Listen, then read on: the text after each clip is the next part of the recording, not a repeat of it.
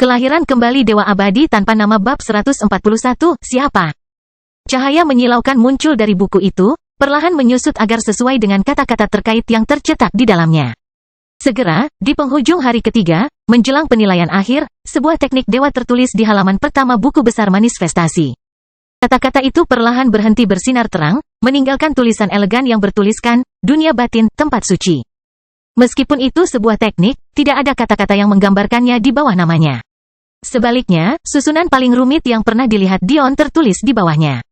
Jika Anda perhatikan lebih dekat, susunan itu sendiri memiliki bagian yang bergeser, tidak membeku seperti susunan yang digambar Dion sampai sekarang. Setiap perpindahan gigi atau jalur menghasilkan pergeseran kualitatif pada keseluruhan susunan, menghasilkan sistem pergerakan yang sangat kompleks.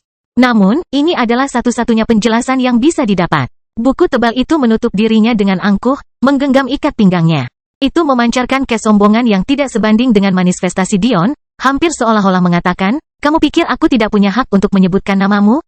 Baiklah, mari kita lihat apakah kamu berhak menjadi tuanku. Dion tersenyum dalam tidurnya, tidak khawatir dengan tantangan buku besar itu. Kehendak iblis terpancar darinya, menyebabkan buku itu bergidik. Sepertinya kepercayaan diri Dion tidak bisa digoyahkan oleh hal sepele. Nafas berirama memenuhi ruangan sekali lagi, saat tubuh Dion kembali ke suhu normal. Membiarkannya benar-benar beristirahat untuk pertama kalinya.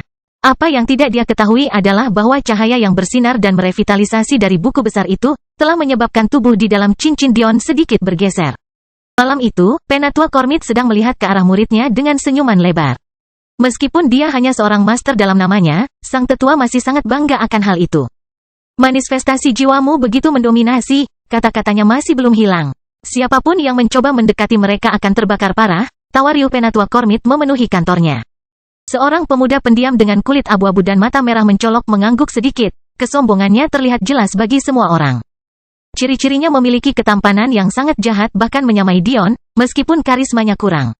Rambutnya panjang dan berwarna hitam mencolok sehingga tidak memantulkan cahaya. Matanya seolah menembus esensi segala sesuatu saat riak samar jiwanya berkilauan di sekelilingnya. Tadi malam, dia telah mewujudkan jiwanya setelah 16 tahun mencoba. Akhirnya di usianya yang ke-21 tahun, ia berhasil mewujudkan jiwanya. Tampilannya megah dan tak tertandingi. Pemuda ini, Zaltarish Sigebri dari keluarga besar Sigebri, berhak untuk menjadi sombong. Dia adalah seorang jenius yang tak tertandingi. Tahun lalu, saat ulang tahunnya yang ke-21, dia baru saja memulai jalur penanaman energinya, namun, dia sudah berada di tingkat menengah pembentukan meridian. Manifestasi jiwanya begitu kuat bahkan dengan bakatnya, butuh waktu 16 tahun untuk bangkit. Sebelum kejadian beberapa hari terakhir, tidak ada yang terlalu memikirkan hal ini. Meskipun Zaltarish tidak diragukan lagi adalah seorang jenius. Ada banyak orang jenius sebelum dia, dan bahkan orang jenius saat ini melakukan hal yang sama dengannya.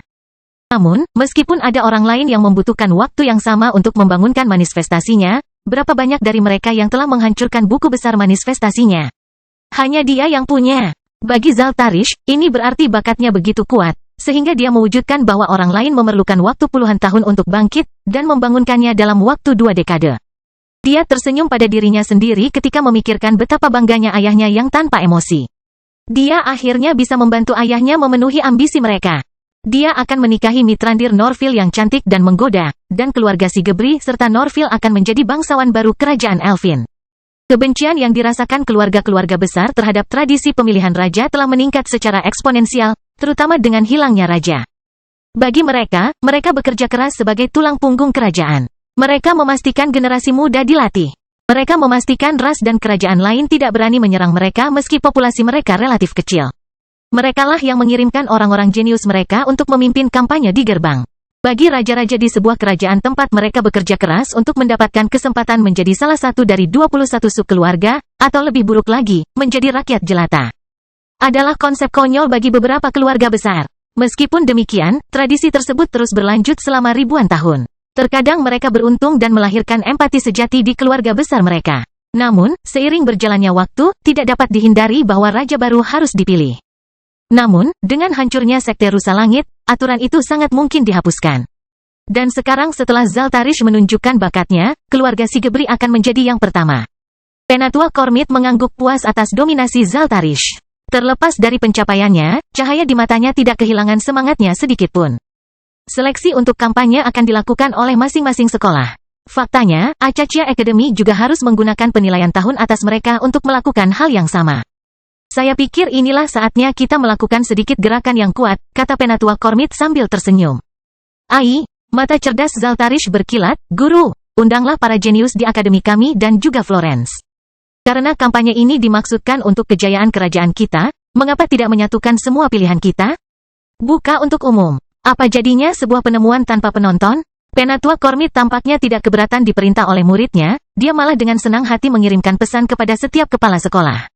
Meskipun kepala sekolah Acacia tidak terlalu senang pada awalnya, wajah seorang anak laki-laki tampan terlintas dalam ingatannya, menyebabkan senyuman lucu menghiasi bibirnya. Jika Akademi Matilde ingin bermain-main, merekalah yang pertama kalah. Kelahiran kembali Dewa Abadi tanpa nama bab 142, Dion. Pagi-pagi sekali, Dion bangun dengan perasaan segar.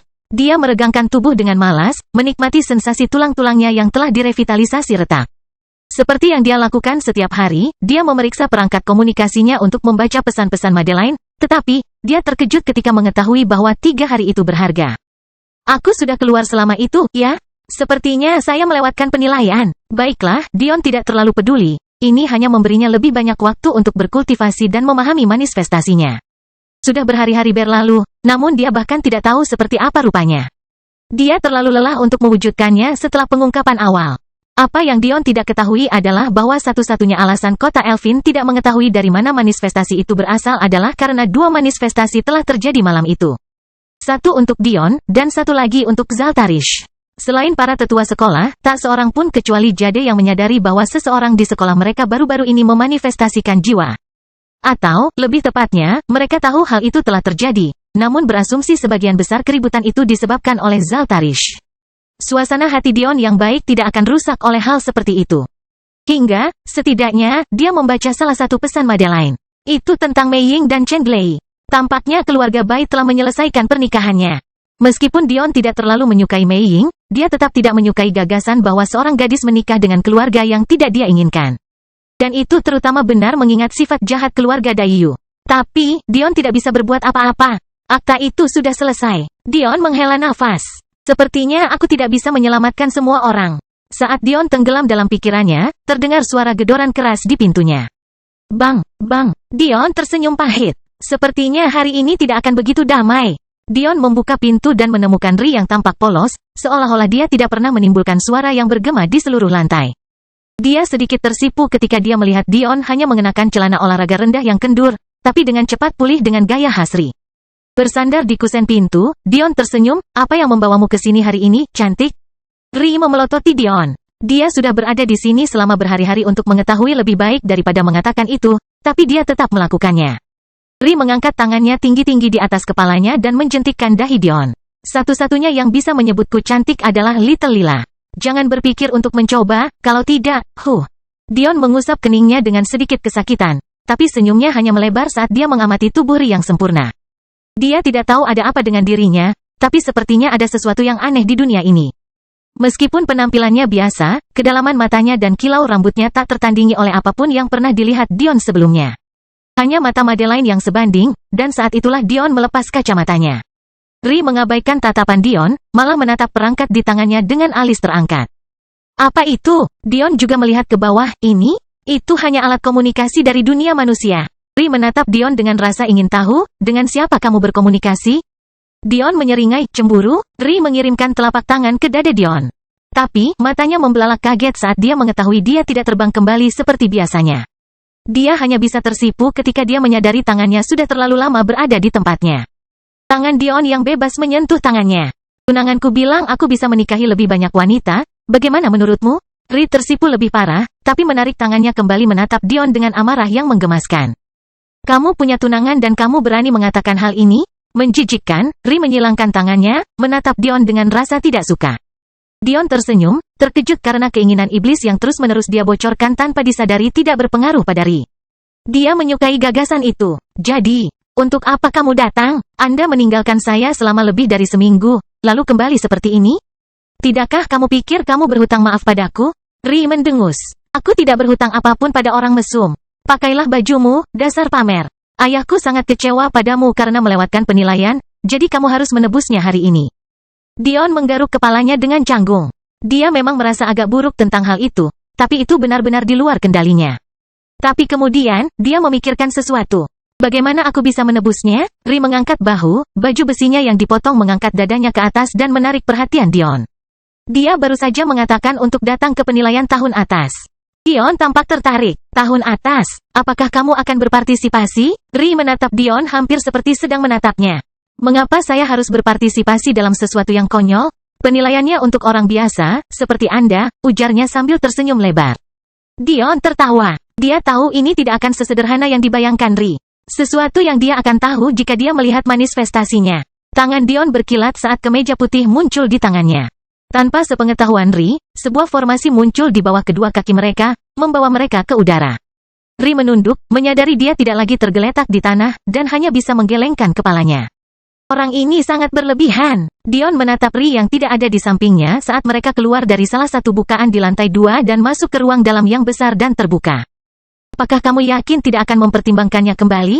Ri mendongak dengan bingung, mempertimbangkan kembali apa? Aku menyebutmu cantik, tentu saja, kata Dion sambil tersenyum. Ri memukul bahu Dion. Kata-katamu jelas tidak semurni kata-kata lila. Apakah kamu pernah kembali mengunjungi gadis kecil itu? Dia merindukanmu. Dion teringat kembali pada gadis kecil berusia 5 tahun yang menggemaskan dengan mata yang indah dan rambut panjang berwarna merah jambu berlian. Saya belum kembali. Tapi saya terus mengawasi situasi melalui Little Black. Oh, Anda dapat membangun hubungan mental dengan Little Black. Kalau begitu, dia pasti bukan binatang biasa, kata Ri sambil berpikir. Dion tersenyum. Dia sadar bahwa hanya binatang terbaik yang memiliki bakat yang cukup kuat untuk memungkinkan adanya hubungan mental. Makhluk yang lebih lemah akan mati karena tekanan tersebut. Dia benar-benar bersungguh-sungguh saat mengatakan kamu adalah gadis tercantik yang pernah dilihatnya, loh. Saya tidak pernah mendengar dia berkata seperti itu tentang orang lain, bahkan pengasuh kesayangannya, Ms. Everdeen. Ri tersenyum, aku tahu dia bersungguh-sungguh. Saya dapat memberitahu. Sebaliknya kamu jahat. Sayang sekali kamu berpikiran seperti itu, Ri tidak tahu kenapa. Tapi dia gemetar saat Dion menyebut namanya, karena aku juga bersungguh-sungguh saat mengatakannya. Ri memandang ke arah Dion, berharap melihat seringai lucunya yang normal, tapi dia bahkan tidak memandangnya. Matanya terfokus ke depan, senyum tipis terlihat di wajahnya. Ri tersenyum, tapi tidak berkata apa-apa. Kelahiran kembali Dewa Abadi tanpa nama bab 143, obrolan malam. Sementara Ri dan Dion perlahan-lahan menuju acara akbar itu, para jenius dari keluarga besar dan akademi pun berdatangan. Paman Acacia hanya bisa menggelengkan kepala dan menghela nafas. Dia telah menyuruh Ri bertahun-tahun yang lalu untuk pergi dan menjemput anak laki-laki itu, tapi sepertinya dia memiliki kecenderungan terlambat yang bahkan sebanding dengan Dion. Di dekat pusat ruang bagian dalam struktur persegi besar, sebuah coliseum muncul dari tanah. Radiusnya hampir 1 kilometer panjangnya dan menjulang lebih tinggi di udara daripada struktur yang mengelilinginya. Di bangunan tinggi yang mengelilingi meja, kepala sekolah Acacia duduk bersama 2 kepala sekolah lainnya yang sikapnya serupa. Akademi Matilde dipimpin oleh anggota keluarga besar Grimble. Seorang pria tabah dengan bahu lebar dan rambut merah mencolok yang melambangkan keluarga mereka. Akademi Florence dipimpin oleh anggota keluarga besar Nodin. Rambut hijaunya sama gelapnya dengan matanya. Sosoknya mirip dengan kepala sekolah Acacia, tajam dan menyesakan. Di samping mereka, duduklah para tetua mereka, orang-orang yang baru saja berada di kastil beberapa hari yang lalu. Sayangnya, karena adanya huruf-huruf di langit, kastil tersebut tidak dapat dihuni lagi. Mereka hanya bisa menunggu sampai kata-kata itu hilang. Karena mereka tidak bisa lagi berdebat tentang kerajaan Elfin, mereka memutuskan untuk menyaksikan peristiwa ini di bawah arahan Penatua Cormit. Jadi, Penatua Cormit, apa alasan Anda mengganggu upacara penilaian kami? Kepala sekolah Acacia berbicara dengan sedikit rasa hormat dalam suaranya. Dia telah menghabiskan waktu bertahun-tahun mendengarkan pria yang sama ini mempermalukan pemerintahan kakak laki-lakinya, oleh karena itu, dia tidak punya banyak kesabaran terhadap kejenakaannya. Cahaya dingin muncul di mata Penatua Cormit. Dia adalah seorang tetua di sebuah akademi. Dia adalah salah satu seniman bela diri terkuat di kerajaan dan dia mempunyai pengaruh besar dalam gerakan yang dilakukan kerajaan. Namun, dia dipandang rendah oleh rakyat jelata. Seorang rakyat jelata yang hanya mempunyai hak untuk memimpin sebuah akademi karena saudara laki-lakinya yang tidak dapat ditemukan. Namun, mengingat tujuannya, dia sekali lagi tersenyum, tidak perlu terlalu cemas, kepala sekolah Acacia, yang perlu Anda lakukan hanyalah membiarkan proses Anda berlanjut. Setelah selesai, bisa diadakan kompetisi persahabatan antar sekolah kita. Lagi pula, kita semua punya tujuan yang sama di sini, bukan? Kepala sekolah Grimble tetap diam. Meskipun Cormit mewakili akademinya, jelas dia tidak mendukung keluarga Grimble. Bahkan, dia secara langsung menentang mereka. Meskipun ada ketegangan, Penatua Derit dan Kepala Sekolah Nodin tetap tanpa ekspresi seolah-olah kekhawatiran kerajaan tidak ada hubungannya dengan mereka. Kepala Sekolah Acachia tersenyum ringan. Kami akan mulai setelah semua orang ada di sini. Menurutku, seorang tetua Akademi Matilde tidak punya hak untuk mendikte dimulainya acara Akademi Acachia, bukan? Wajah Penatua Kormit membeku, tetapi dia tidak menanggapi. Dia malah melihat ke bawah ke arah kumpulan orang jenius. Membandingkannya dengan apa yang ditawarkan Akademi Acachia, dia terkekeh pada dirinya sendiri. Pada generasi saat ini, Akademi Acachia hanya memiliki 5 orang jenius yang terkenal. 3 wanita cantik, Jade, Selin dan Opal. Selain murid kepala sekolah Acachia, seorang anak yatim piatu yang diberi nama Aeson Acachia. Yang terakhir adalah seorang pemuda dari salah satu dari 21 subkeluarga, keluarga Benes. Ini benar-benar penampilan yang buruk. Apalagi perempuan jarang memilih untuk berkampanye, meski ada juga yang melakukannya. Seringkali, keluarga mereka tidak mengizinkannya. Sebenarnya, Ri Acachia adalah pengecualian dalam hal ini. Dia telah menyatakan keinginannya untuk melakukannya sejak usia sangat muda. Namun, dia masih terlalu muda, dan tidak ada yang menyadari bakatnya. Dia tidak pernah muncul pada penilaian dan tidak pernah melawan siapapun yang terkenal. Satu-satunya hal yang mungkin menunjukkan bakatnya adalah garis keturunan keluarganya dan faktanya hanya sedikit yang berani mengomentari penampilan normalnya. Namun, bagi Penatua Kormit, ini adalah hal sepele. Dia tidak pernah memasukkan keluarga Acachia ke dalam radarnya karena mereka bahkan belum cukup baik untuk menjadi subkeluarga sampai saudara laki-laki kepala sekolah, Acachia, menjadi raja. Dan sekarang setelah raja itu menghilang, peran apa yang akan dimainkan lagi oleh keluarga Acachia? Di kursi Coliseum, suara yang tak terhitung jumlahnya terdengar. Banyak dari mereka berasal dari Akademi Acachia, memandang rendah para jenius juga. Ketegangan acara ini telah meningkat selama beberapa hari sekarang. Kepala sekolah telah muncul di penilaian yang biasanya tidak pernah dia hadiri, keindahan sekolah mereka datang untuk menyaksikan penilaian yang sama, dan sekarang para jenius dari seluruh kota telah datang ke sekolah mereka. Semua orang bertanya-tanya pada satu hal, siapa yang mereka tunggu? Lucunya, tergantung siapa yang Anda tanyakan, masing-masing akan memiliki jawaban berbeda. Namun, hanya satu kelompok yang benar. Jade mengarahkan pandangan ke arah teras tempat para tetua dan kepala sekolah duduk, hampir merasakan ketegangan dari tempatnya di bawah mereka. Jade selalu peka terhadap hal-hal seperti itu, itulah sebabnya dia bisa membaca Dion dengan baik, bahkan merasakan kesedihannya ketika dia menyebut ibunya, meskipun Dion pandai menyembunyikannya. Sejak pertemuannya dengan Dion, dia merasakan gejolak badai yang sedang terjadi. Dia hanya bisa menghela nafas, mengalihkan perhatiannya kembali ke area di mana dia dan para jenius berada. Area tersebut sebenarnya merupakan gangguan di area tempat duduk di Coliseum. Dibagi menjadi area atas dan bawah, para jenius sebenarnya berada di area tipe lobby dengan sebagian penutup di atas untuk memisahkan mereka dari para tetua di atas mereka. Mereka duduk dalam kelompok yang diam-diam, tetapi jelas bahwa Jade dan kelompok wanita cantiknya menjadi pusat perhatian. Setelah lebih dari 2 dekade hidup, Jade telah lama belajar untuk mengabaikan hal ini. Begitu pula teman-temannya Selin dan Opal. Gadis-gadis itu adalah rangkaian warna-warna pelengkap yang indah. Jade mengenakan gaun putih tahan karat biasa yang tergantung longgar di lekuk tubuhnya yang keterlaluan. Rambut emas Selin tampak meluncur lembut ke depan dan ke belakang di bahunya mengikuti angin, mengenakan gaun kuning yang indah. Itu memiliki desain yang elegan, memperlihatkan bahunya yang ramping, namun dengan lembut menghiasi lehernya dengan rangkaian bunga. Opal lebih pendiam dan mungil di antara ketiganya. Rambut dan matanya berwarna hijau tua dan gelap. Gaun hijau muda yang menemaninya sepertinya merupakan pilihan yang sempurna. Itu pendek, tapi entah bagaimana masih konservatif dan murni, ujung-ujungnya berakhir dengan hamparan tanaman hijau. Ketiganya adalah wanita cantik dengan temperamen berbeda. Wajar jika mereka menjadi pusat perhatian kemanapun mereka pergi. Selin tersenyum licik, masih menyodok dan mendesak Jade untuk mencari jawaban tentang mengapa dia bersikeras untuk hadir. Kamu tetap tidak mau memberitahu kami, Jade? Opal memandang teman lamanya dengan rasa ingin tahu, dia juga ingin tahu. Apa yang membuat kalian berdua sangat cemas? Hari ini tidak ada hubungannya dengan alasan aku menyeret kalian berdua. Kami memilih mereka yang akan memimpin kampanye generasi ini. Jade tersenyum ringan, pura-pura tidak tahu. Seolah-olah kami akan mempercayaimu. Kami tidak perlu memberikan wajah apapun kepada Zaltarish, jadi mengapa Anda harus datang hari ini? Hanya karena dia bilang begitu. Jade berhenti sejenak sebelum berbicara, jika kita beruntung. Mungkin kita bisa melihat lahirnya sesuatu yang baru hari ini. Kelahiran kembali Dewa Abadi tanpa nama bab 144, hal yang benar? Tiba-tiba, interupsi yang tidak diinginkan muncul dalam percakapan para wanita. Peri, seorang pemuda membungkuk hormat, adikku merasa terhormat karena kamu menghadiri penaklukan penilaian tahun pertama. Jade menoleh untuk melihat seorang pria muda yang Dion kenali sebagai Benes, diikuti oleh Riba, seorang gadis dan yang tampak seperti adik laki-laki Benes. Tampaknya adiknya, Sebastian Benes, adalah juara tahun pertama. Meskipun Benes cukup pintar untuk mengetahui bahwa tidak mungkin gadis cantik di sekolah mereka mengikuti penilaian tahun pertama hanya untuk saudaranya, alasan sebenarnya tidak penting baginya. Yang penting adalah ini adalah cara sederhana untuk mengakhiri percakapan dengan para wanita ini tanpa terlihat seolah-olah dia berusaha terlalu keras. Siapa yang tidak menginginkan hubungan baik dengan wanita-wanita ini?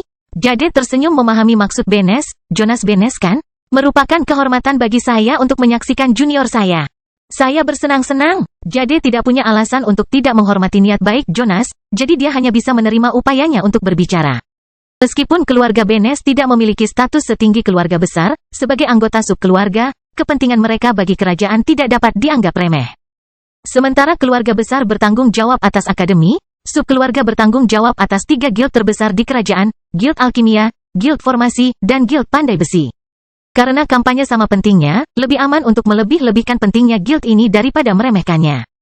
Meskipun kerajaan lain memiliki guild penting lainnya, seperti guild penjinak binatang misalnya, kerajaan Elfin selalu fokus hanya pada ketiga guild tersebut, memaksimalkan efektivitasnya. Jonas tersenyum, menghargai kesopanan Jade. Jika aku bisa menikahinya, bukankah itu luar biasa? Dia mengangguk sedikit ke arah Selin dan Opal. Dia tidak ingin terlihat seolah-olah dia akan mengambil salah satu dari keindahan ini. Dia ingin memberikan kesan bahwa meskipun semuanya cantik, dia hanya memiliki Jade di matanya. Baginya, ini adalah taktik yang cerdas. Tetapi dengan kecerdikan Jade, dia sadar betul bahwa jika Selin atau Opal menunjukkan minat, Jonas pasti akan membalasnya. Namun, dia tidak membiarkan pertunjukan ini. Setidaknya, Jonas lebih halus dari yang lain di permukaan. Jonas, mengetahui bahwa dia tidak seharusnya menunda interaksi ini, memutuskan bahwa yang terbaik adalah menarik diri untuk saat ini. Saya akan menyimpan interaksi ini di hati saya. Senang berbicara dengan Anda. Saya hanya ingin memperkenalkan diri dan adik laki-laki saya.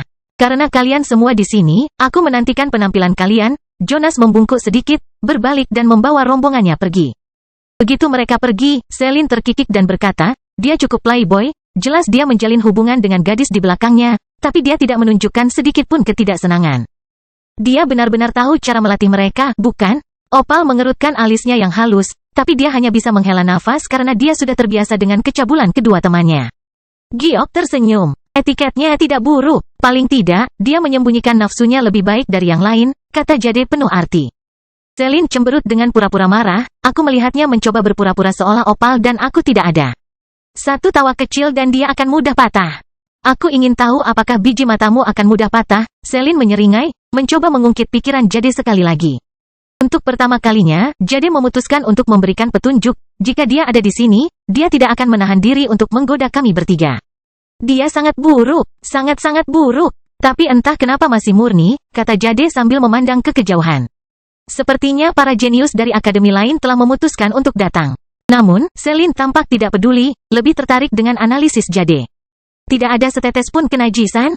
Bagaimana mungkin manusia tidak bernafsu terhadap kita? Dia sepertinya tidak menangkap narsisme yang terkandung dalam kata-katanya sama sekali. Jade terkekeh. Siapa yang bilang kalau dia tidak bernafsu? Ini hanya membuat Opal dan Selin semakin bingung, tapi sepertinya Jade tidak berniat menjelaskannya. Sebaliknya, dia mengatakan sesuatu yang memicu semangat kompetitif bahkan dari Opal yang jinak dan mungil. Dia mungkin bernafsu terhadap kalian semua. Tapi sesuatu memberitahuku bahwa meskipun kita berbaring di hadapannya dalam keadaan telanjang dan tidak berdaya, dia tidak akan mengacungkan satu jari pun ke arah kita. Sedalam itulah rasa cinta di hatinya terhadap tunangannya itu, ujarnya. Embusan angin bertiup melalui Coliseum saat cahaya berkilauan dari formasi teleportasi terbentuk di tengah arena. Segera, sekelompok 6 sosok muncul. Siswa biasa dan warga kerajaan Elfin tidak bisa menahan diri untuk menahan nafas di bawah tekanan 6 pemuda dan pemudi ini. Zaltarish adalah orang pertama yang bergerak, cangpoa hitamnya berkibar sedikit tertiup angin bersama dengan rambut hitamnya yang halus. Mengambil langkah ke depan, dia membungkuk ke arah teras di atas. Saya minta maaf atas kedatangan para tetua kami yang terlambat, saya harap kami tidak melewatkan satupun prosesnya. Kepala sekolah Acaccia mencibir dalam hatinya. Dia akan membiarkan Zaltarish mengetahui sendiri bahwa rencananya untuk datang setelah penilaian Akademi Acaccia selesai telah gagal. Di tempat tuannya, suara Aeson Acaccia keluar dari dalam ruang di bawah teras, tidak mau melangkah keluar. Jika Anda ingin menyaksikan prosesnya, Anda bisa duduk di antara penonton, atau Anda bisa duduk di antara kami di sini. Anda tidak melewatkan apapun, guru belum mengumumkan dimulainya penilaian kami, suaranya lemah, namun mengandung rasa jijik dan bangga yang kuat. Meskipun Zaltarish sedikit kecewa karena rencananya gagal, itu tidak terlalu menjadi masalah. Yang benar-benar mengganggunya adalah kenyataan bahwa seorang anak yatim piatu berani berbicara dengannya seperti ini. Tapi, dia merasa tidak pantas untuk menunjukkan ketidaksenangan pada sosok yang tidak berarti itu, jadi, dia mengabaikannya. Memutuskan untuk tersenyum dan mengangguk penuh penghargaan. Kelahiran kembali Dewa Abadi tanpa nama bab 145 Prakarsa. Beralih ke arah rekan-rekan jeniusnya dari Akademi Matilde dan Florence, dia tersenyum lagi ke arah kecantikan yang sangat mencolok dan menggoda, Mithrandir Norville. Meski banyak yang tertahan oleh kedatangan para jenius, setelah keterkejutan awal, tidak ada satupun pasang mata yang terlihat memandang ke tempat lain selain ke arahnya. Dia terus-menerus memasang senyuman lucu, dengan genit memikat pandangan semua orang ke arahnya. Rambutnya putih bersih, tanpa kotoran dan noda. Matanya seperti batu delima merah dan bening yang tampak bersinar dari segala sudut. Gaunnya ketat, pendek dan terbuka, meninggalkan sedikit imajinasi. Terlepas dari kemurnian rambutnya, semua hal lain tentang dirinya tidak bisa jauh dari itu. Dadanya hampir keluar dari gaunnya, jurang dalam berisi daging lembut yang memantul dengan lembut di setiap gerakannya. Pinggulnya lebar dan fleksibel, bahkan menarik perhatian beberapa wanita. Pantatnya montok dan lembut, hampir lepas dari gaun pendeknya. Namun, dalam semua ini, sepertinya tidak ada gerakan yang membuat siapapun dapat melihat lebih dari apa yang dia ingin mereka lihat. Terlepas dari kecantikan Jade, Celine, dan Opal, entah karena Mithrandir begitu menggoda, atau karena dia benar-benar lebih cantik, cahaya mereka sepertinya meredup. Mithrandir berpura-pura tidak memperhatikan tatapan panas Zaltarish, dan malah berpegangan pada teman dekatnya yang tampaknya bertolak belakang. Meskipun dia sama menggoda dalam pilihan pakaiannya seperti Mithrandir, apakah itu mata, rambut, atau pakaiannya, semuanya berwarna biru tua. Bersama-sama, mereka berjalan menuju keindahan Akademi Acaccia, mengabaikan tatapan para pria di sekitar mereka. Celine tersenyum menyambut mereka, Mithrandir, Primrose, senang kamu ada di sini. Itu menjadi pengap dengan semua testosteron. Gadis-gadis itu terkikik, tersesat dalam dunia mereka sendiri. Sepertinya kekhawatiran dan ketegangan akademi dan kerajaan tidak ada hubungannya dengan mereka. Mereka sudah berteman sejak kecil, mereka tidak akan memutuskan untuk menutup persahabatan mereka demi sesuatu yang masih begitu abstrak. Zaltarish tampaknya tidak terlalu terganggu oleh Mithrandir yang mengabaikannya, dia malah tersenyum ke arah teras. Dan berjalan menuju tingkat yang lebih rendah bersama dengan para pria jenius lainnya, tidak ada yang mau kalah dari yang lain. Pantang menyerah dan sombong. Segera, semua orang jenius duduk dalam kelompok kecilnya masing-masing. Kamu harus cukup percaya diri dengan manifestasimu untuk mengatur semua ini untuk memamerkan Zaltarish. Aku harap kamu memiliki keterampilan untuk mendukungnya. Ejek seorang pria muda dengan rambut merah mencolok yang akan langsung dikenali oleh Dion sebagai pria menjijikkan yang mencoba membawa lila kecil pergi. Senyuman kecil muncul di wajah Zaltarish. Tentu saja, biji. Mungkin aku akan kurang percaya diri saat kata-kata yang kulukis di langit menghilang. Para jenius membeku ketika mendengar ini. Meskipun mereka tidak menyukai gagasan bahwa Zaltarish memiliki manifestasi yang lebih baik daripada mereka, mereka tidak dapat menyangkal bahwa dampak dari manifestasinya jauh melebihi dampak mereka. Seorang pria muda yang rambutnya panjang, dan warna hijau paling terang tertawa ringan, sayang sekali. Untuk mendapatkan perwujudan seperti itu namun masih belum menerima bantuan dari Mithrandir. Zaltarish mencibir dalam hati. Hanya dia yang sadar sepenuhnya bahwa dia sudah bertunangan dengan Mithrandir. Sebenarnya, dia sudah lama berada di sana. Keluarga Norville biasanya memilih pasangan sejak dini karena sangat bermanfaat bagi teknik tipe singularitas mereka. Satu-satunya pengecualian adalah orang-orang paling jenius, yang memilih di kemudian hari.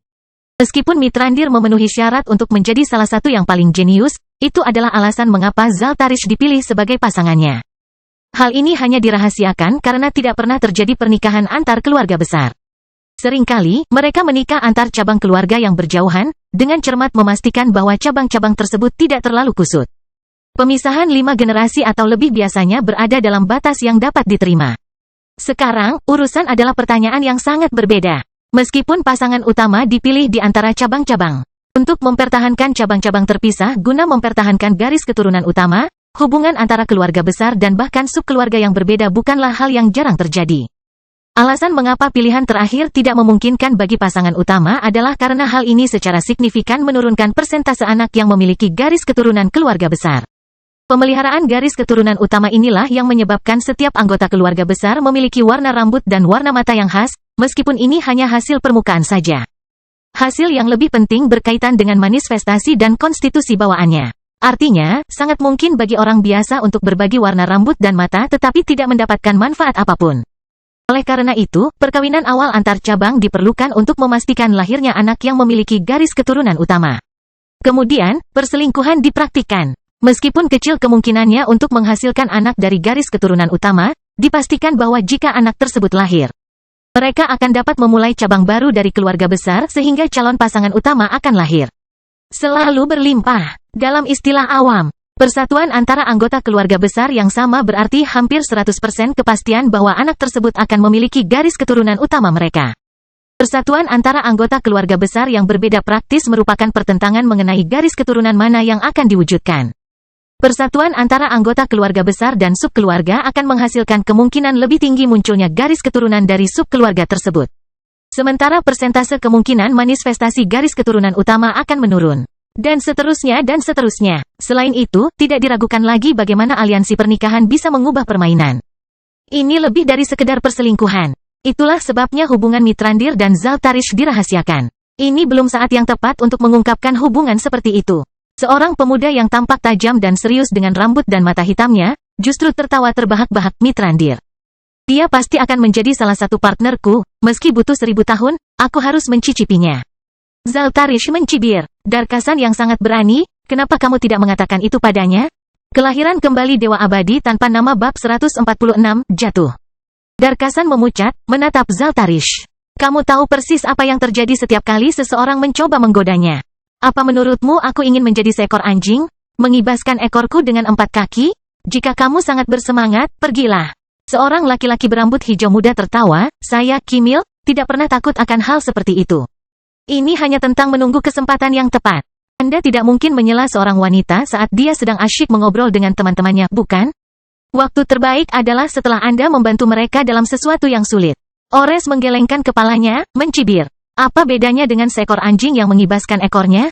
Mengetahui manifestasi Mithrandir, pria mana yang berani memikirkannya?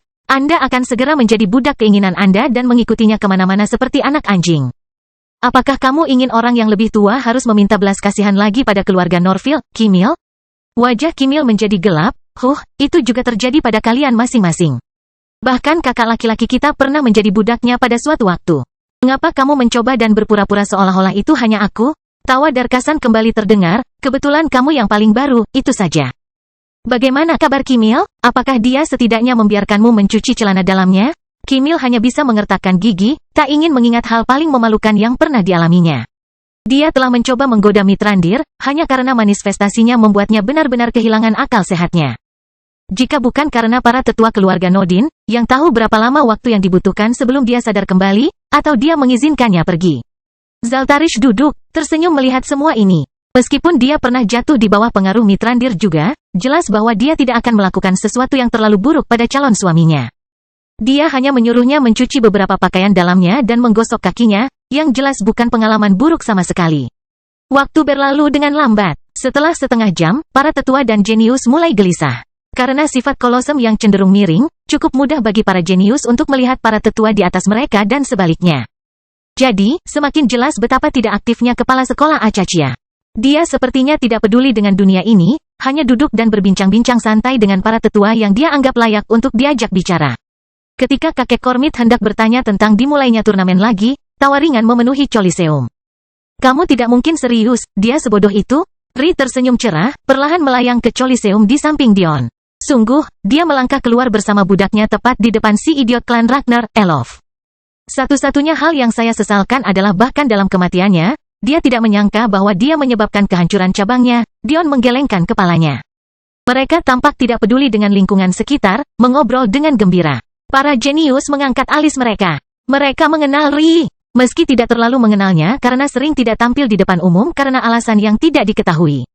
Namun pemuda tampan itu membuat mereka yang memiliki indera lebih tajam merasakan sedikit tekanan. Mata Jade berbinar, yang langsung diperhatikan oleh Selin. Itu dia. Jade dikejutkan oleh kecerdikan Selin, dan hanya bisa mengangguk, tidak mengalihkan pandangannya dari Dion. Mithrandir menoleh dengan penuh minat, matanya menyipit begitu dia merasakan tekanan datang dari Dion. Sepertinya dia tidak berusaha. Kesombongan mengalir dari dirinya seolah-olah sudah tertanam dalam dirinya. Dia adalah arogansi dan arogansi adalah dia. Tidak ada yang memisahkan keduanya. Dia cukup tampan, Jade. Mengapa kamu tidak memberitahuku bahwa kamu menemukan mainan untuk dimainkan, kata Mithrandir genit. Mata biru Primrose bersinar penuh minat, memandang ke arah Mithrandir. Kecantikan nomor 1 generasi kita tertarik pada laki-laki? Berhati-hatilah, atau kamu mungkin akan membuatnya terbunuh sebelum dia sempat menjadi layak mendapatkan sesuatu seperti itu. Tiba-tiba Opal menyadari sesuatu, menyebabkan dia menarik napas karena terkejut. Dia manusia? Suaranya lembut, tapi semua orang sepertinya mendengarnya. Hampir seketika semua orang mengalihkan perhatian mereka ke telinga Dion, segera menyadari kurangnya ketajaman yang nyata.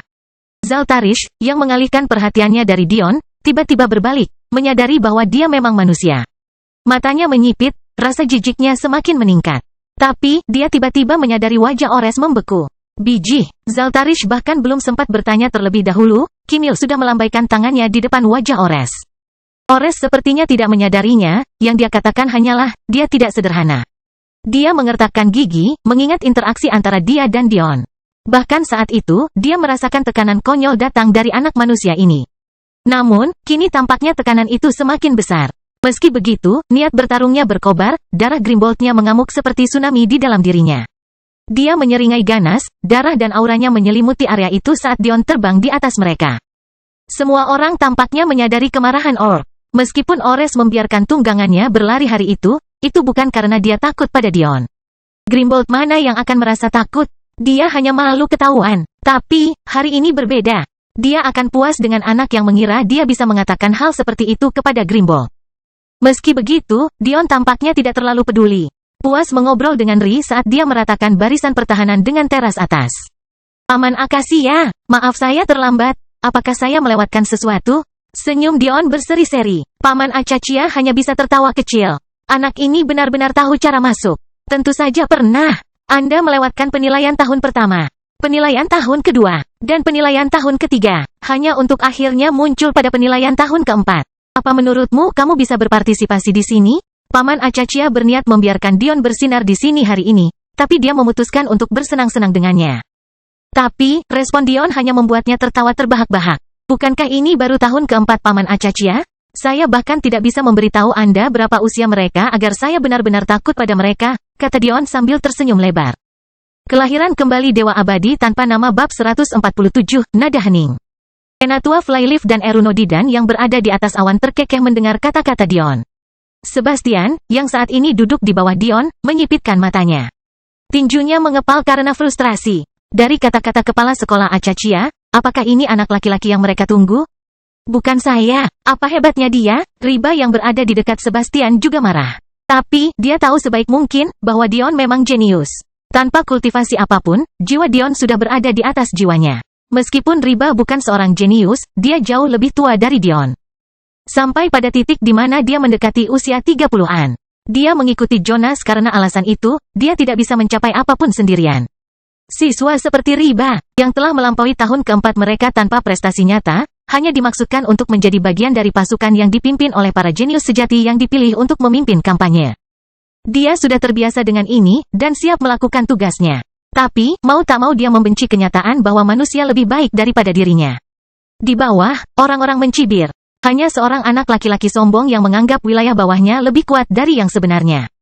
Apakah ada kebutuhan untuk menjadi begitu tergila-gila? Primrose mengalihkan pandangannya bolak-balik antara Mithrandir dan Jade, tapi mereka sepertinya tidak mendengarkan.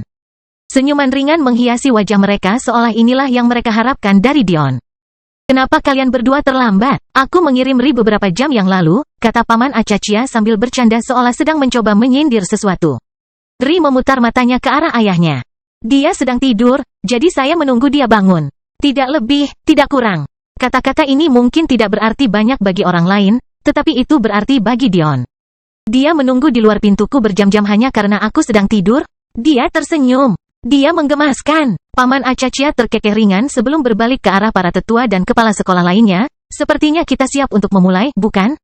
Kepala sekolah Kormit siap meledak. Tidak hanya ada seorang anak laki-laki manusia yang berdiri sejajar dengannya, sebuah hak istimewa yang bahkan tidak dimiliki Zaltarish. Sekarang cukup jelas bahwa mereka telah menunggu selama ini hanya untuk dia. Hatinya menjadi dingin, dia tahu dia tidak perlu mengirim pesan kepada para jenius di bawah untuk tidak menunjukkan belas kasihan, dia sudah bisa merasakan niat bertarung mereka mendidih. Tapi, dia merasa perlu melakukan sesuatu sendiri, jadi tekanan jiwanya keluar, mencoba membuat Dion berlutut ketakutan. Itu bukanlah serangan jahat, hanya penindasan terhadap jiwa. Betapapun marahnya dia akan mengingat statusnya sebagai kepala sekolah. Mata Dion menajam, langsung merasakan apa yang sedang terjadi. Para jenius di bawah merasakan kemarahan kepala sekolah Kormit dan mencibir kegirangan. Namun, momen yang mereka cari tak kunjung tiba. Keterampilan Dever Dion telah mencapai puncak tahap pertama, kesempurnaan. Jika kepala sekolah Kormit ingin menghancurkannya, tentu itu akan mudah. Tapi sebuah penindasan, itu tidak akan berhasil. Dion berpura-pura tidak memperhatikan apapun, tidak mau menyinggung perasaan orang yang lebih tua tanpa alasan yang jelas. Dia, paling tidak, menghargai bahwa itu bukanlah serangan jahat. Dia malah tersenyum pada kepala sekolah Kormit sebelum kembali ke Paman Acacia. Baiklah Paman Acacia, ayo kita lakukan ini, hendak menurunkan dirinya ke dalam kerumunan jenius di bawah. Namun, Ri sepertinya tidak berniat untuk bergabung dengannya, malah melompat dari barisan dan menuju teras atas untuk berdiri di samping ayahnya. Para jenius dan tetua hanya bisa kagum dengan sikap Dion yang tak tergoyahkan. Diam-diam terkesan bahwa dia memilih untuk menyelamatkan wajah kepala sekolah Kormit dengan tidak mengeksposnya. Tapi, ini hanya membuat Kormit semakin marah. Seolah-olah dia bisa merasakan orang-orang berpikir bahwa seorang junior lebih murah hati darinya. Semua ini dikatakan, dengan gaya khas Dion, dia pura-pura tidak memperhatikan. Matanya malah bersinar ketika dia melihat meja wanita cantik, menyebabkan mereka tertawa kecil. Senang rasanya diapresiasi oleh pria setampan Dion. Para laki-laki jenius memandang Dion dengan jijik, bahkan sampai mengamatinya karena mengenakan sesuatu seperti kemeja dan celana olahraga. Dion tersenyum pada Jade, peri perak masuk akal jika kamu mengelilingi dirimu dengan keindahan seperti itu. Wanita cantik yang menggoda, wanita cantik mungil, wanita cantik nakal. Kenapa aku harus bertengkar jika aku bisa duduk di sini bersama kalian semua? Semua wanita cantik itu tampak berubah warna menjadi merah, menyebabkan para pria gemetar karena marah. Seorang wanita cantik tersipu, tentu. Tapi 5 sekaligus, mungkinkah ada sesuatu yang tidak adil di dunia ini? Ri menatap Dion, menggelengkan kepalanya dengan kalimat, benarkah, ekspresi di wajahnya. Dion merasa tidak ingin mencari kursi, jadi dia sudah lama menyiapkan susunan kreasi skala kecil. Membentuk kursi tepat di depannya dan membuat semua orang di sekitarnya memperhatikan dengan penuh minat. Setiap orang punya spekulasi masing-masing tentang dari mana kursi itu berasal. Tapi, penguasaan alkimia Dion yang mencapai tingkat master adalah yang terjauh dari pikiran semua orang. Dion tersenyum, menyadari reaksi keinginan iblisnya terhadap sebagian besar wanita saat ini. Maukah kamu memperkenalkanku? Ini semua adalah teman dekat saya. Anda harus memperlakukan kami dengan baik. Tidak buruk, Jade terkikik. Celine menatap mata Dion dengan penuh minat. Dia mau tidak mau mengakui bahwa semua yang dikatakan Jade masuk akal. Meskipun dia menggoda dan mengatakan apa yang dia katakan, matanya selalu tetap jernih. Seolah-olah tidak ada yang bisa mempengaruhi dirinya jika dia mempunyai tujuan dalam pikirannya. Anak-anak lelaki di samping mencibir sambil memikirkan hal yang sama. Saya harap Anda menikmati dikendalikan oleh Mithrandir, memperkenalkan semua gadis satu persatu, bahkan Jade mau tidak mau menghabiskan waktu lebih lama untuk memperkenalkan Mithrandir. Yang membuat mata Dion mengembara. Dia dalam hati mengerutkan kening, merasakan Mithrandir mencoba secara halus mempengaruhi jiwanya dan mempengaruhinya. Dion bangkit, berjalan ke arah Mithrandir, menyebabkan anak-anak lelaki itu hampir berdiri dan bersorak sebagai antisipasi. Kelahiran kembali Dewa Abadi tanpa nama bab 148, Rahasia.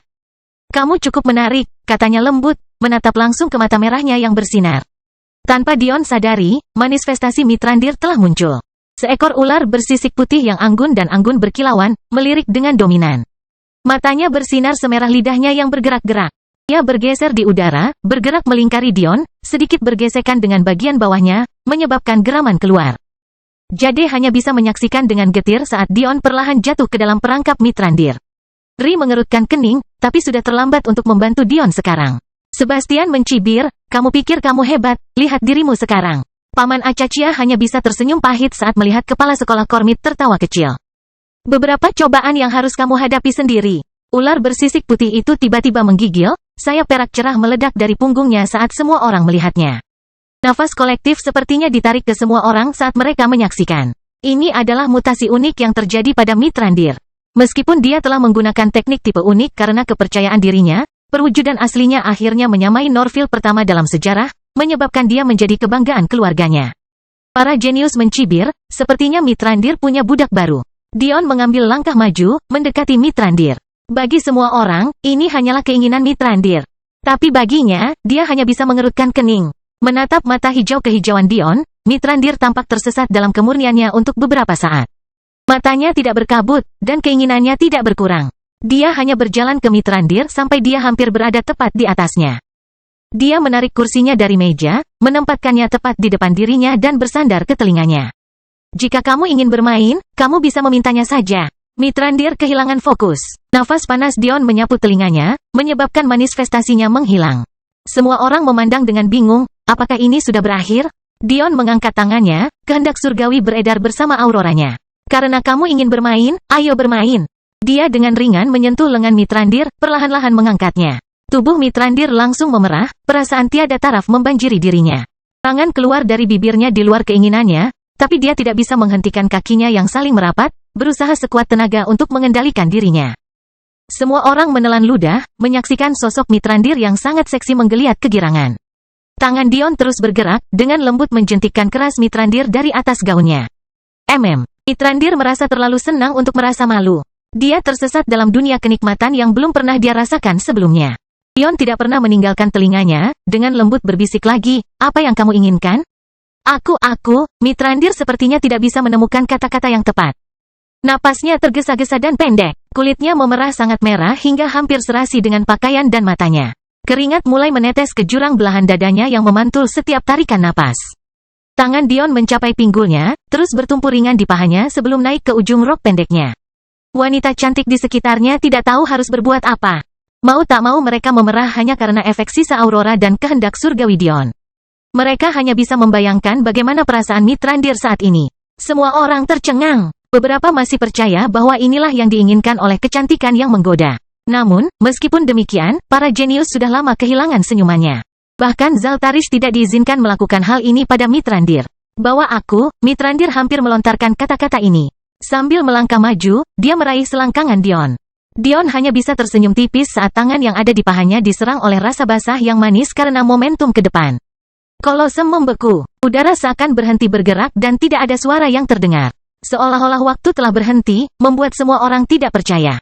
Mata Dion berbinar mendengar kata-kata Mithrandir, tapi, dia hanya bisa mengerutkan kening ketika dia melihat bagian bawah Dion tidak menunjukkan reaksi apapun, tidak peduli bagaimana dia mengelusnya. Anda, tidak jelas kamu mengatakannya terlebih dahulu, tapi letusan aura mengerikan menyelimuti area bersantai. Dion tampaknya tidak menyadarinya, memutuskan untuk dengan tenang melepaskan tangan Mithrandir dan berhenti mengedarkan kehendak surgawi dan iblisnya. Dion terkekeh, menatap mata Mithrandir yang masih keruh. Kamu harus hati-hati dengan kamu yang bermain-main dengan cantik. Membawamu tidak akan sulit bagiku. Tangan Dion, yang masih bertumpu pada tempat berharga Mithrandir, menjentikkan aurora terakhirnya. Oh, Tuhan! Mithrandir menggenggam erat kemeja Dion dari posisi duduknya, terengah-engah. Meskipun Mithrandir sangat cantik, Dion tidak merasa menyesal mempermainkannya. Dia memiliki sedikit kesabaran terhadap orang-orang yang berusaha mengendalikannya, dan kecantikan tidak terkecuali. Hanya setelah Dion benar-benar menarik diri, Mithrandir menyadari apa yang terjadi. Emosinya berfluktuasi dengan liar. Terkadang dia merasa malu, terkadang marah tanpa bisa dipercaya, dan bahkan di tengah semua ini, dia masih merindukan hal yang lebih lagi. Dia hanya bisa mengertakkan giginya karena marah, berpaling dari Dion saat dadanya naik turun dengan hebat. Primrose tersadar dari pingsannya, kamu berani melakukan ini pada anggota keluarga Norville, cibirnya. Dion mengangkat bahu, tidak terlalu peduli. Saya bisa dihukum karena membantu seorang wanita mengalami klimaks pertamanya? Mengapa kamu tidak membiarkan aku mencobanya agar kami dapat melihat betapa kamu membencinya? Primrose gemetar, memalingkan muka dari Dion dan membanting kakinya rapat-rapat.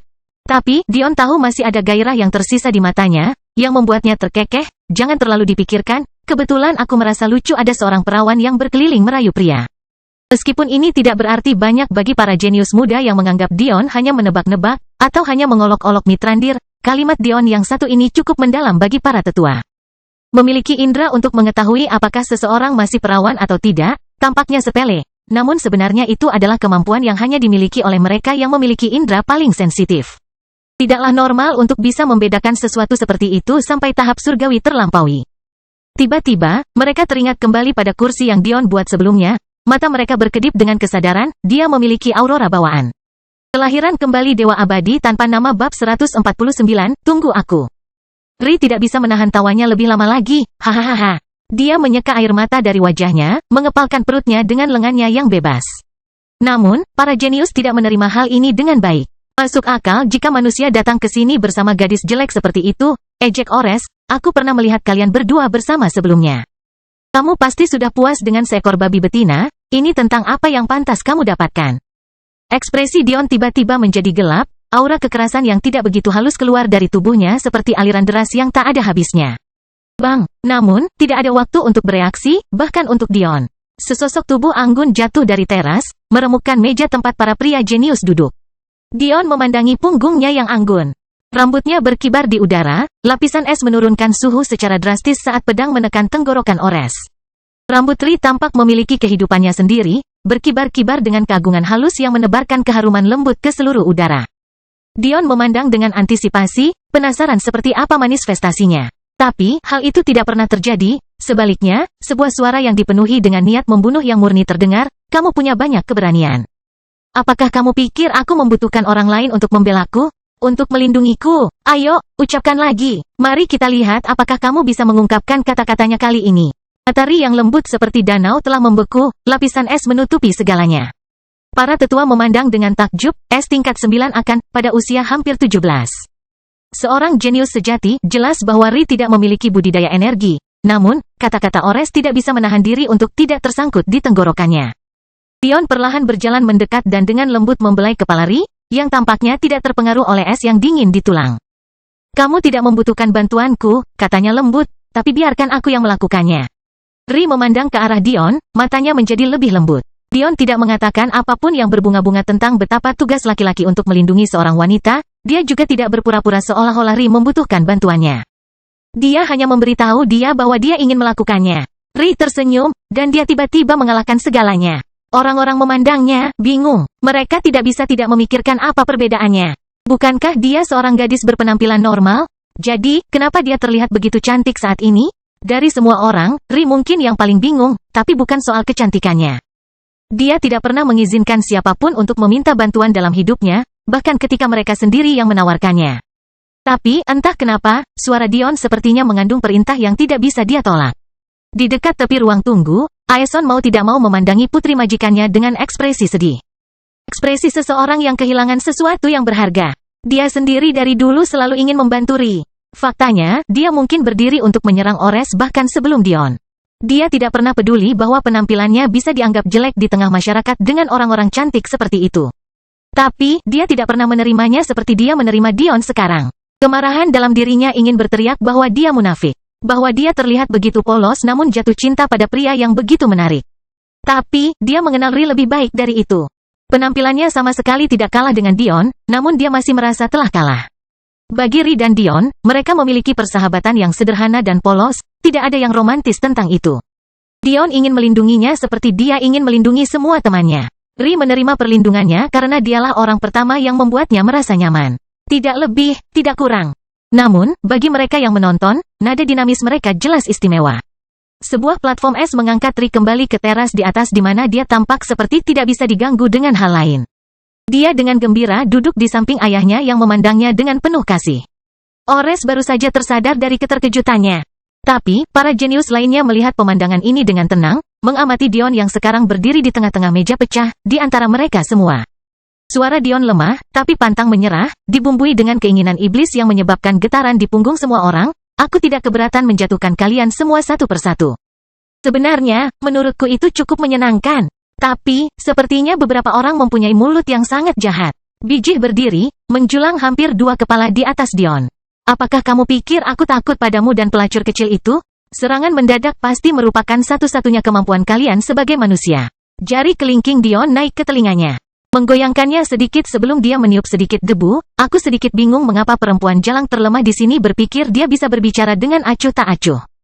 Apakah kamu berpikir bahwa hanya karena kamu berjalan bersama mereka, kepala Dion beralih ke arah orang-orang jenius di sekitar mereka?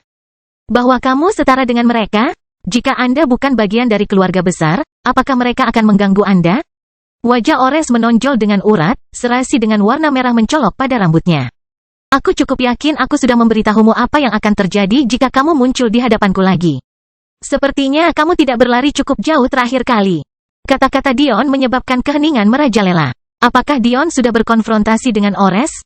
Tiba-tiba Sebastian melangkah keluar. Kamu bicara besar, tapi kamu belum melakukan apapun. Semua orang menunggu untuk mengantisipasi dimulainya penilaian. Hanya untuk mengetahui bahwa itu semua dilakukan untuk manusia yang hanya tahu bagaimana mengatakan hal-hal yang terdengar keren. Temui aku di panggung jika kamu berani. Saya akan menunjukkan kepada semua orang di sini mengapa saya layak menjadi juara tahun pertama. Tatapan Dion beralih, mendongak dan menemukan seorang anak laki-laki berusia sekitar 17 hingga 18 tahun. Dia setengah kepala lebih pendek dari Dion, tapi dia terlalu percaya diri.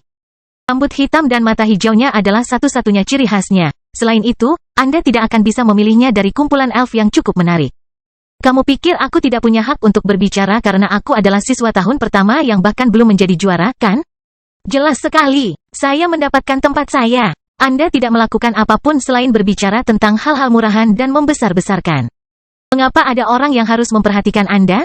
Yang terbaik adalah aku mengalahkanmu dengan mudah sekarang, jadi kamu bisa berhenti berpikir untuk tetap tinggal di akademi kami. Dan menurutku kamu juga berpikir kamu berhak berdiri di arena bersamaku, kan? Suara mendesing. Dion tidak menunggu jawaban, sosoknya melintas, muncul di hadapan Sebastian dalam sekejap. Sebastian terhuyung, menahan diri sebelum terjatuh ke belakang. Tapi, dia tidak bisa menahan diri untuk tidak menggigil saat menatap mata Dion. Aura haus darah mulai menetes dari Dion, menyebabkan lutut Sebastian lemas, gemetar karena tekanan. Bisakah kamu berdiri bersamaku di sini? Bisakah kamu menerima seranganku, kebencianku, kemarahanku? Sebastian berlutut, menunduk ke tanah karena malu. Jonas mengejang melihat reaksi kakaknya. Dia tidak yakin dengan kemenangan Sebastian, tapi dia tidak mengira dia akan kalah begitu saja.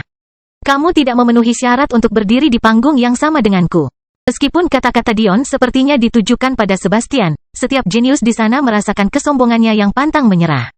Seolah-olah dia tidak akan ragu untuk mengatakan kata-kata yang persis sama kepada mereka. Kelahiran kembali Dewa Abadi tanpa nama bab 150, sedikit rasa hormat. Dengan itu, Dion berjalan pergi dan menuju ke arah Mitrandir yang kecewa, duduk di meja wanita cantik. Namun kemudian dia menoleh ke belakang dengan ekspresi wajah yang membuat bingung semua orang. Senyumannya cerah, seolah-olah keinginan iblis yang baru saja dia pancarkan tidak ada hubungannya dengan dirinya. Dion mengusap kepalanya dengan canggung. Ah, Paman Acacia, aku terlalu bersemangat. Saya tidak tahu bagaimana Anda berencana melakukan penilaian ini, mohon sarannya. Paman Acacia terkekeh. Penilaiannya akan terdiri dari dua bagian. Seperti yang Anda semua tahu, kampanye adalah bagian dari dunia kultivasi, yang tidak dapat dipisahkan dari kehidupan semua orang. Meskipun merupakan suatu kehormatan besar, hal ini juga merupakan tugas berat yang diberikan kepada generasi muda dunia. Oleh karena itu, meskipun kecakapan tempur itu penting, kecerdasan dan taktik juga penting. Seperti ini, bagian pertama akan menguji seberapa cerdas Anda sementara bagian kedua akan menguji kekuatan Anda. Karena Akademi telah memutuskan untuk mengadakan penilaian tahun ini bersama-sama, semua orang akan berpartisipasi. Bagi Anda yang merasa tidak memenuhi syarat untuk memimpin pasukan Anda sendiri, jangan lupa bahwa kinerja yang baik tetap memungkinkan Anda ditempatkan di bawah pemimpin kampanye terbaik. Jadi, meski Anda sudah kehilangan harapan, selalu berusaha yang terbaik. Ayo mulai. Tiba-tiba, Dion menyela kepala sekolah Acacia, maaf Paman Acacia. Tapi, kampanye apa itu? Dan apa yang kita perjuangkan? Saya belum pernah mendengar hal seperti ini. Kerumunan memandang Dion seolah-olah mereka sedang melihat orang idiot. Siapa yang tidak tahu tentang hal-hal ini? Dion, bukankah kamu berasal dari dunia persilatan manusia? Ini bukan sesuatu yang eksklusif untuk kerajaan Elfin. Dion menggaruk kepalanya dengan canggung, saya memang datang dari alam bela diri manusia, tapi, saya datang dari alam fana manusia dulu. Saya baru berada di sini selama kurang lebih setahun. Keheningan menguasai. Bahkan Ri yang sudah kehilangan minat pada segala hal tiba-tiba memandang Dion seolah-olah sedang melihat orang aneh. Setahun lebih sedikit, dan dia sekuat ini. Jika Ri ingat bahwa Dion menghabiskan 7 bulan dalam keadaan tidak berdaya, reaksinya mungkin akan lebih fantastis. Ini, kepala sekolah Acacia tidak tahu tentang ini. Tapi, dia, tetua Flyleaf dan Erunodidan, segera tersenyum setelahnya. Dion berasal dari alam fana berarti dia pasti tidak mendapat dukungan. Artinya, akan lebih mudah baginya untuk berkampanye di bawah kerajaan Elfin. Jika Anda belum mengetahuinya, cerita dan penjelasannya terlalu panjang untuk diberikan sekarang. Untuk pemahaman sekilas, kampanye pada dasarnya adalah sandaran kekuatan alam semesta. Anda mungkin belum pernah menemukan konsep ini, atau mungkin pernah, tetapi kemauan Anda terbatas.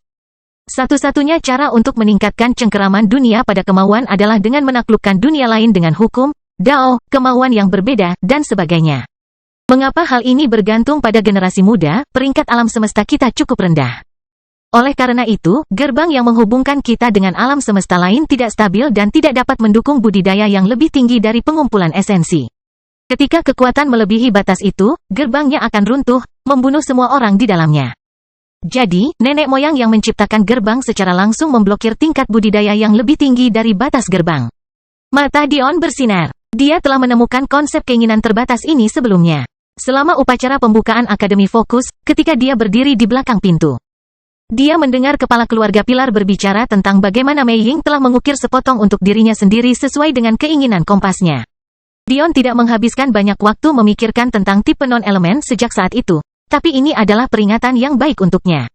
Tiba-tiba Dion teringat sesuatu. Bukankah para tetua itu juga mengatakan bahwa aku memonopoli surat wasiat musik? Apakah hal itu mungkin terjadi pada sesuatu yang tersebar luas? Mungkin musik bukanlah surat wasiat yang umum?